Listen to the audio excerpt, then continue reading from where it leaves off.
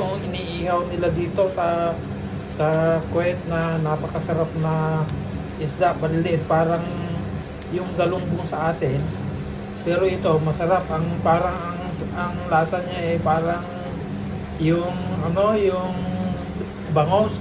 Ang sarap nito, palagi nilang inihaw. Subukan nyo mga kababayan.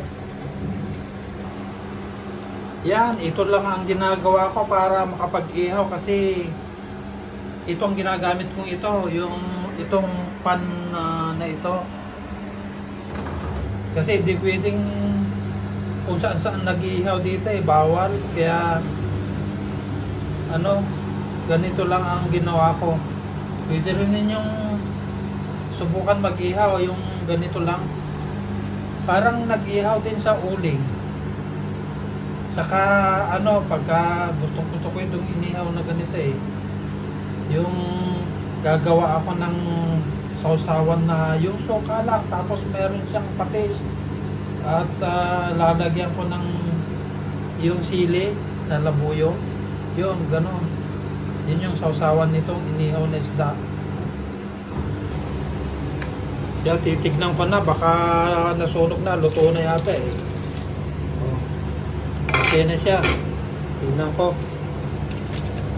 So yan, luto na. Itong kabila na lang, konti na lang. Yung sa kabila, sandali na lang.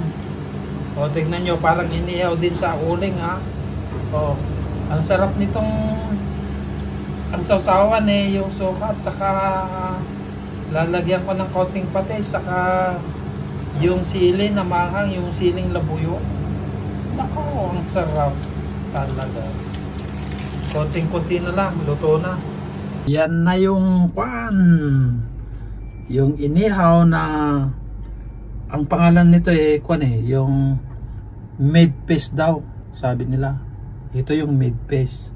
So, parang inihaw din ng charcoal Subukan din ninyo, masarap ito. Oh, promise, subukan ninyong mag-ihaw.